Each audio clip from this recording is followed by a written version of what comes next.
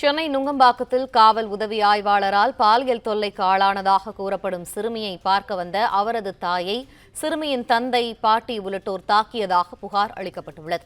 இது தொடர்பான கூடுதல் தகவல்களை எமது செய்தியாளர் கதிரவன் வழங்க கேட்போம். கதிரவன், இந்த விவகாரம் தொடர்பான விரிவான தகவல்கள் என்ன?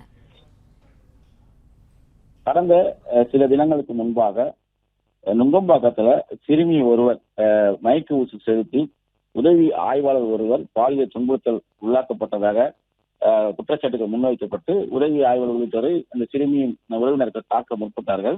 இந்த விவகாரத்துல உதவி ஆய்வாளர் மீது போக்சோ உள்ளிட்ட பிரிவின் கீழ் வழக்குகள் பதிவு செய்யப்பட்டிருக்கிறது. அப்போதே ஏற்கனவே அந்த உதவி ஆய்வாளர் தரப்புல சிறுமியை அவரது குடும்பத்தை தாக்கியதாகவும் அதனால்தான் தாங்கள் சைல்டு ஹெல்ப்லைனுக்கு புகார் அளித்ததாகவும் அதனை அடிப்படையில் தன் மீது பொய்யான ஒரு குற்றச்சாட்டை முன்வைத்ததாக கூறப்பட்டது.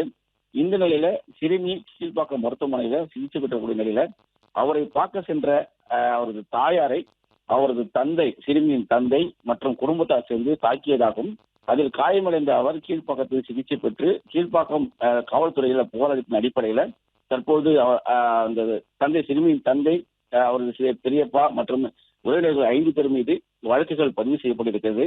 சிறுமியின் தாயை தாக்கிய சிறுமியின் தந்தை, சிறுமியின் பாட்டி, சிறுமியின் சித்தப்பா உள்ளிட்ட 5 நபர்கள் மீது வழக்குகள் பதிவு செய்யப்பட்டதாக தெரிவிக்கப்படுகிறது. சிறுமியின் தாய் கடந்த சில மாதங்களுக்கு முன்பு குடும்பத்தாரை விட்டு பிரிந்து சென்றதாகவும் அடிக்கடி அவர் தனது மகளை பார்க்க வரும்போது அவ்வப்போது பிரச்சனை ஏற்படும் போதெல்லாம் சிறுமியை தாக்கியதாகவும் அதே போல தாயை மிரட்டி வந்ததாகவும் அதன் அடிப்படையில் சிறுமி உடல்நிலை பாதிக்கப்பட்டு கீழ்ப்பாக்கம் மருத்துவமனையில் சிகிச்சை பெற்றக்கூடியவரை பார்க்க சென்ற போதுதான் இந்த தாக்குதல் சம்பவம் நடைபெற்றிருப்பதாகவும் தெரிவிக்கப்பட்டிருக்கிறது. அதன் அடிப்படையில் பெண் வன்கொடுமை உள்ளிட்ட பிரிவின் கீழே வழக்கானது பதிவு செய்யப்பட்டிருக்கிறது. தொடர் விசாரணை நடைபெற்று வருவதாகவும் போலீசார் தரப்பில் தெரிவிக்கப்பட்டிருக்கிறது. பிளே ஸ்டோர் மற்றும் ஆப் ஸ்டோரில் இருந்து பாலிமர் செயலியை QR கோடு மூலம் பதிவிறக்கம் செய்யுங்கள். செய்திகளை உடனுக்குடன் பெறுங்கள்.